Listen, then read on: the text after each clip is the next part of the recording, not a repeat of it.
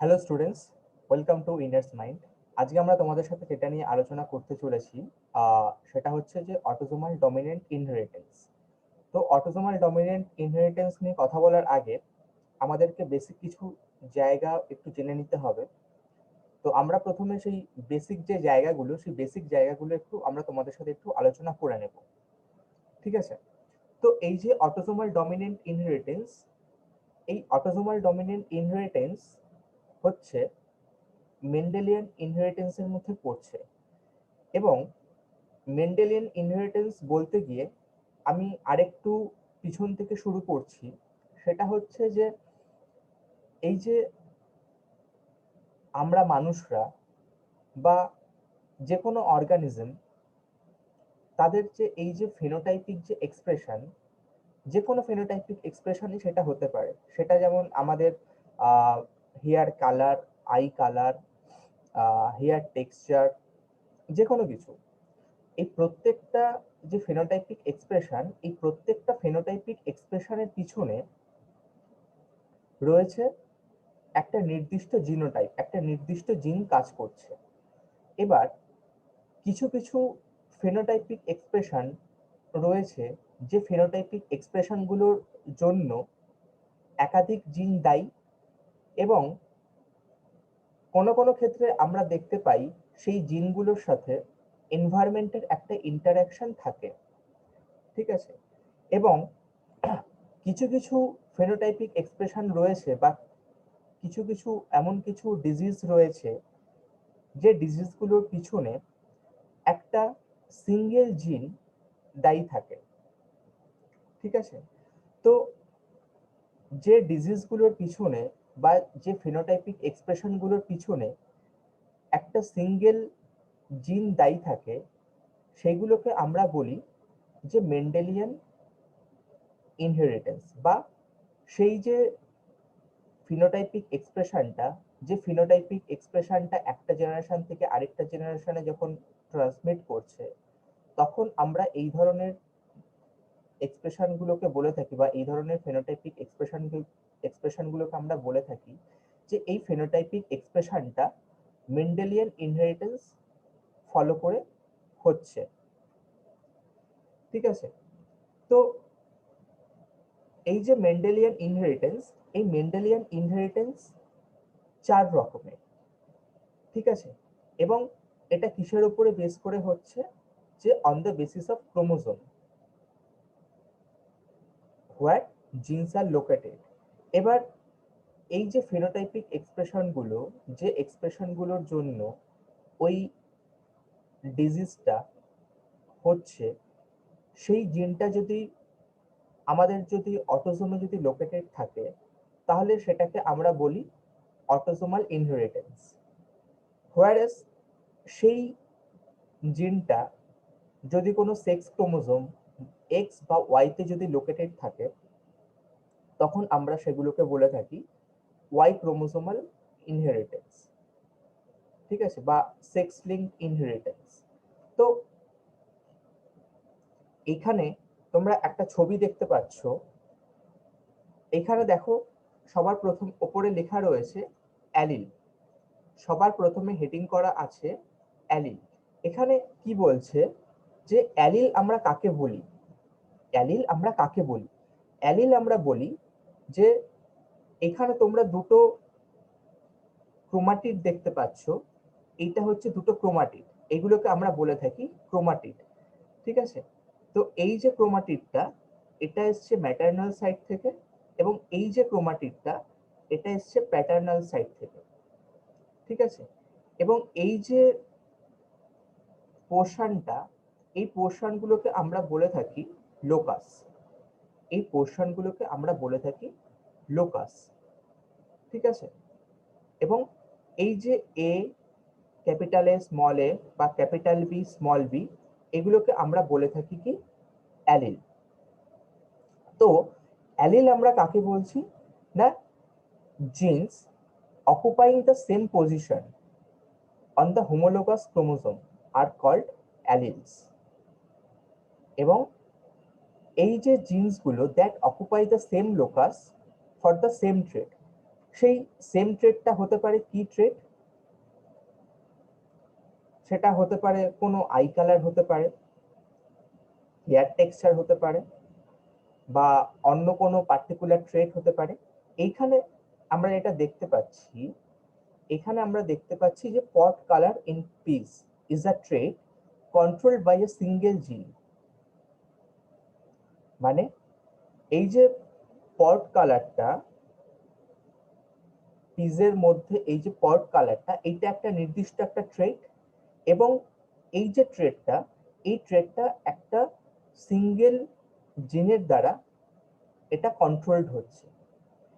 ঠিক আছে, তো এই সিঙ্গেল জিনের দ্বারা যে কন্ট্রোলড হচ্ছে, তো এই যে পার্টিকুলার যে ট্রেট, সেই পার্টিকুলার ট্রেটের মধ্যেও আমরা অনেক সময় দেখে থাকি যে সেইখানেও অনেক ভ্যারিয়েশন থাকে। সে ফর এক্সাম্পল, আমাদের আই কালারের জন্য একটা জিন দায়ী, বা আমাদের হেয়ার কালারের জন্য একটা জিন দায়ী, এবং হেয়ার কালারের মধ্যেও আমরা অনেক ভ্যারিয়েশন দেখতে পাই।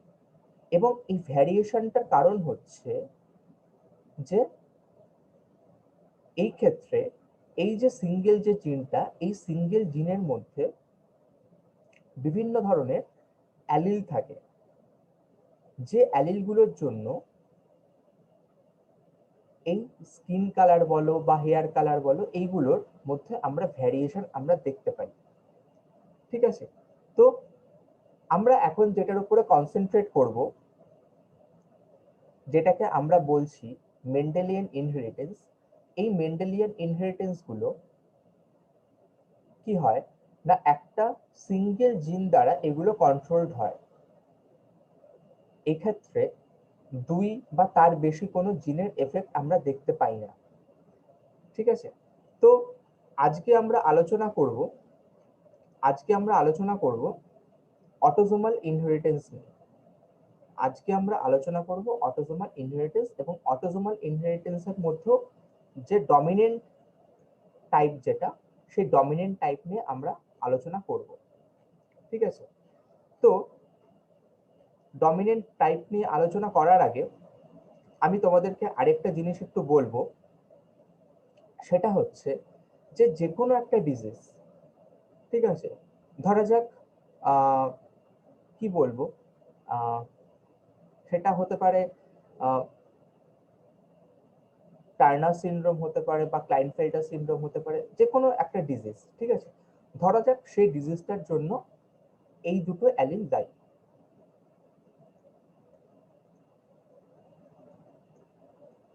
এই দুটো অ্যালিল আছে, ঠিক আছে, এবং যেহেতু ডমিনেন্ট, সেহেতু এই যে ক্যাপিটাল টি, এই ক্যাপিটাল টিটা হচ্ছে রেসপন্সিবল। এবং কোনো একজন ইন্ডিভিজুয়ালের মধ্যে যদি এই ফরম্যাটে যদি থাকে, তখন আমরা সেটাকে বলে থাকি হোমোজাইগাস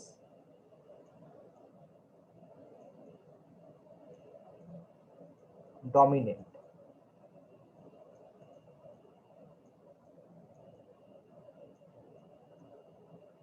যদি সেটা যদি ক্যাপিটাল টি স্মল টি ফরম্যাটে থাকে, তখন আমরা সেটাকে বলি হেটারোজাইগাস।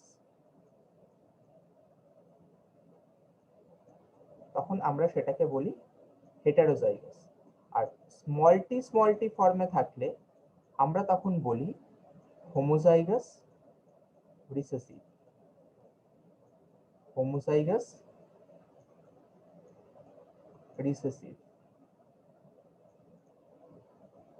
ঠিক আছে, তো আমরা আজকে যখন ডমিনেন্ট নিয়ে যখন আলোচনা করব, ডমিনেন্টের ক্ষেত্রে সবসময় আমাদেরকে মাথায় রাখতে হবে যে এই যে ডমিনেন্ট যে টাইপটা, এবং সেই ডমিনেন্ট টাইপের জন্য দায়ী হচ্ছে এই ক্যাপিটাল টি অ্যালিলটা, যেটাকে আমরা বাংলায় বলে থাকি প্রকট গুণ।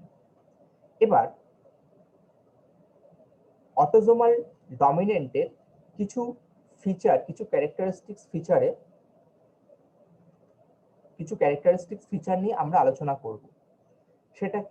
সেটা হচ্ছে যে যখনই কোনো ডমিনেন্ট ক্যারেক্টার যখন হবে, তখনই সেই ডমিনেন্ট ক্যারেক্টারটা কোনো জেনারেশনাল স্কিপ দেখাবে না।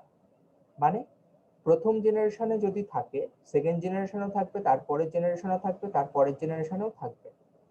এবং যেহেতু অটোসোমাল, যেহেতু এই জিনটা যেহেতু অটোসোমে লোকেটেড, সেহেতু এখানে কিন্তু কোনো সেক্সুয়াল কোনো ইনফ্লুয়েন্স আমরা দেখতে পাই না। ঠিক আছে। এবং এই যে অটোসোমাল ডমিনেন্ট ক্যারেক্টারগুলো কিন্তু হোমোজাইগাস এবং হেটেরোজাইগাস দুটো ফরম্যাটেই কিন্তু এটা কিন্তু থাকে। এবার হোমোজাইগাস ফরম্যাট এটা ক্যাপিটাল টি, এবং হেটেরোজাইগাস ফরম্যাট কি ক্যাপিটাল টি স্মল টি। এবার যেহেতু ক্যারেক্টারটা যেহেতু ডমিনেন্ট ক্যারেক্টার, সেহেতু ক্যাপিটাল টি ফরম্যাটে থাকলেও সে তার এক্সপ্রেশনটা দেবে, এবং ক্যাপিটাল টি স্মল টি ফরম্যাটে থাকলেও সে কিন্তু তার এক্সপ্রেশনটা কিন্তু দেবে। কারণ কি, এই যে স্মল টি এর গুণটা হচ্ছে প্রচ্ছন্ন গুণ, এ তার প্রচ্ছন্ন গুণ দিয়ে এ তার প্রকট গুণটাকে ঢাকতে পারছে না, সেহেতু কি হচ্ছে, সেই ফিনোটাইপিক এক্সপ্রেশনটা তখন বেরিয়ে আসছে। সেই কারণে কি হচ্ছে, সেই কারণে কিন্তু আমরা হোমোজাইগাস এবং হেটেরোজাইগাস দুটো ফরম্যাটেই কিন্তু আমরা কিন্তু দেখতে পাচ্ছি। ঠিক আছে। তারপরে কি বলছে, trait in every generation of a pedigree, যেটা আমি বললাম যে জেনারেশনাল স্কিপ এক্ষেত্রে দেখা যায় না। থার্ড কি বলছে, each individual who has the disease has at least one affected parents. মানে each individual who has the disease, মানে অফস্প্রিংদের মধ্যে যদি কেউ যদি আফেক্টেড আমরা যদি পাই, সেক্ষেত্রে আমরা কি দেখতে পাবো, তাদের দুজন প্যারেন্টের মধ্যে একজন প্যারেন্ট আফেক্টেড হবেই। ফাইন। দেন কি বলছে, traits always transmitted by an affected person. Trait গুলো অবশ্যই করে ট্রান্সমিটেড হবে কোন একজন আফেক্টেড পারসনের থেকে। ঠিক আছে। If heterozygous, he or she is suppose two transmit to the half of the children. যদি একজন ইন্ডিভিজুয়াল যদি হেটারোজাইগাস ফরম্যাটে যদি থাকে, তাহলে তার চান্স কত, 50% অবভিয়াসলি। এবং কোনো একজন মানুষ সে যদি হোমোজাইগাস ফরম্যাটে থাকে, তাহলে তার চান্স কত, 100%, যেটা কিনা এখানে মেনশন করা হয়েছে। তারপরে কি বলছে, all children of a normal individual will be normal. মানে কোনো একজন ইন্ডিভিজুয়াল সে যদি নর্মাল হয়, তার চিলড্রেনরা অটোমেটিক্যালি নর্মালি হবে। ঠিক আছে। Either sex can transmit the disease, male to female, female to male, এই ডিজিজগুলো ট্রান্সমিট হয়। এবং যেহেতু এটা অটোজোমাল ক্যারেক্টার, সেহেতু মেলস এন্ড ফিমেলস তাদের আফেক্টেড হওয়ার চান্স ইকুয়ালি। ঠিক আছে। তো এরপরে আমরা অটোজোমাল ডমিনেন্টের যে পেডিগ্রিটা একটু আমরা দেখে নিই। সেটা হচ্ছে এই যে সিম্বলটা, এই সিম্বলটা দিয়ে আমরা ফিমেল বোঝাই এবং এই সিম্বলটা দিয়ে আমরা মেল বোঝাই। ঠিক আছে। এই ক্ষেত্রে দেখো, এই যে কালার করা যে পোর্শন গুলো, এগুলোকে আমরা আফেক্টেড হিসাবে এগুলোকে আমরা মেনশন করি। ঠিক আছে। তো প্রথমেই দেখো, এই যে ফিমেল, সে হেটারোজাইগাস ফরম্যাটে রয়েছে, capital A small A affected, এবং যে মেল এও আফেক্টেড, এবং যে মেল এও কিন্তু আফেক্টেড। ঠিক আছে। তো সেখান থেকে নেক্সট যারা এসছে তাদের মধ্যে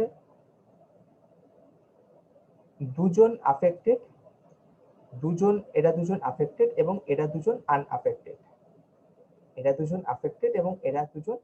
আনআফেক্টেড। কারণ কি, এখান থেকে একটা স্মল এ এসছে আর এখান থেকে একটা স্মল এ এসছে। একইভাবে পরেরটার ক্ষেত্রেও তাই হয়েছে, এখান থেকে একটা স্মল এ এবং এখান থেকে একটা স্মল এ এসছে। সেই কারণে এরা কিন্তু হোমোজাইগাস রিসেসিভ ফরম্যাটে রয়েছে, সেহেতু এরা কিন্তু আনএফেক্টেড। এবং এটা যেহেতু ডমিনেন্ট ক্যারেক্টার, সেহেতু সমস্যাটা আমার হচ্ছে ক্যাপিটাল এতে, স্মল এতে কিন্তু কোনো সমস্যা নেই, সেই কারণে এরা কিন্তু আনএফেক্টেড। ঠিক আছে। এখানে আমি আরেকটা জিনিস বলেছিলাম যে অফস্প্রিংরা যখন আফেক্টেড হচ্ছে এবং সেই অফস্প্রিংদের দুজন বাবা মায়ের মধ্যে একজন বাবা মা অবশ্যই করে আফেক্টেড হবেই হবে। সেটার এক্সাম্পল হচ্ছে এটা, এই যে ফিমেল সে টোটালি আনআফেক্টেড এবং এই যে মেল এই হেটারোজাইগাসলি আফেক্টেড। এবার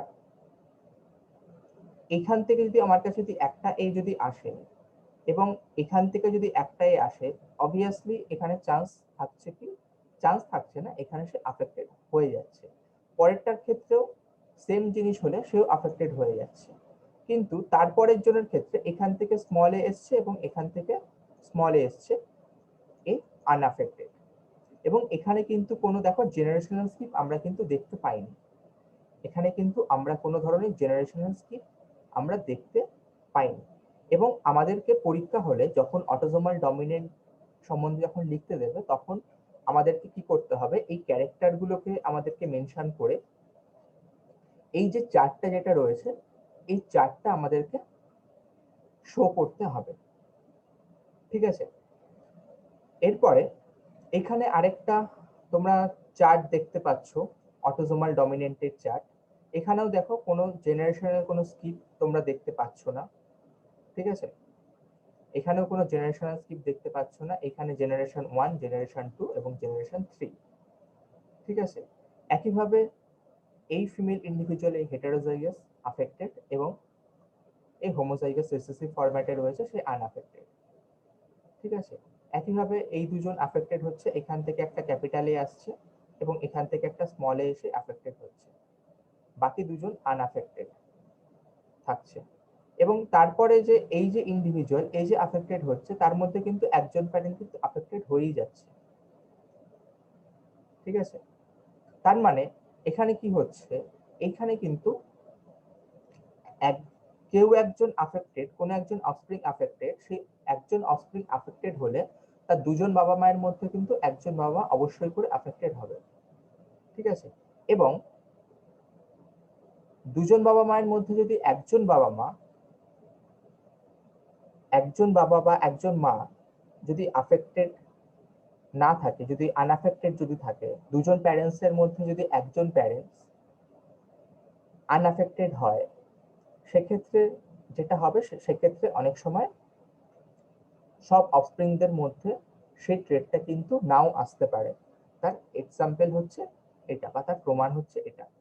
ঠিক আছে, তো এই যে প্রমাণটা, এই প্রমাণটা আমরা চেকার বোর্ডের মাধ্যমেও দেখে নিতে পারি যে প্রবাবিলিটি কতটা যে একজন প্যারেন্ট যে কিনা হেটারোজাইগাস আফেক্টেড আরেকজন নর্মাল। আমরা যদি এটা যদি এরকম চেকার বোর্ডের মাধ্যমে যদি একটু যদি দেখে নিই বিষয়টা, ঠিক আছে, আমি একটু দেখাই জিনিসটা।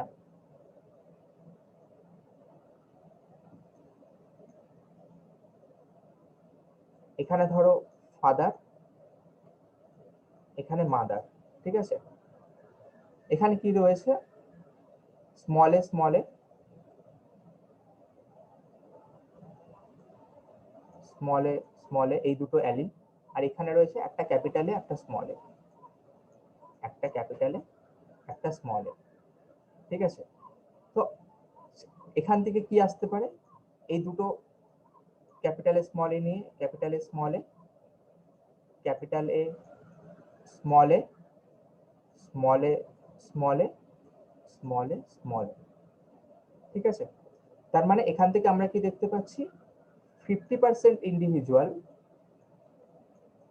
এরা হচ্ছে নর্মাল, এরা হচ্ছে নর্মাল, এই দুজন হচ্ছে নর্মাল, এদের মধ্যে কোনো সমস্যা নেই। এবং বাকি 50% ইন্ডিভিজুয়াল যারা কিনা হেটারোজাইগেট এবং এবং একই সাথে এরা কিনা আফেক্টেডও বটে, একই সাথে এরা কিনা আফেক্টেডও বটে। ঠিক আছে, তো এটাও একটা অটোজোমাল ডমিনেন্টের একটা চার্ট। ঠিক আছে, এখানেও দেখো কোনো জেনারেশনাল স্কিপ নেই, একজন আফেক্টেড, তার সেক্ষেত্রে একজন, দুজনের মধ্যে একজন আফেক্টেড প্যারেন্টস। ঠিক আছে, একইভাবে দুজন প্যারেন্টসের মধ্যে একজন অ্যাফেক্টেড, সেখান থেকে নর্মাল হওয়ার চান্স রয়েছে, ঠিক আছে। এবং যদি দুজন প্যারেন্টসের মধ্যে দুজনেই যদি আনআফেক্টেড যদি হয়, দুজনেই যদি নর্মাল হয়, সেক্ষেত্রে কিন্তু কোনো ট্রেট কিন্তু দেখা যাবে না, কোনো কিন্তু জিন সেখানে কিন্তু আসবে না, বা এরা কিন্তু আফেক্টেড হচ্ছে না, যেটা আমি তখনই বলেছিলাম, ঠিক আছে। তো এইখানে আমরা দুটো কন্ডিশন তোমাদেরকে দেখানোর চেষ্টা করছি, সেটা হচ্ছে যে ওয়ান প্যারেন্ট হোমোজাইগাস আফেক্টেড এবং আদার প্যারেন্ট হেটেরোজাইগাস আফেক্টেড, ঠিক আছে। ধরে নাও মেল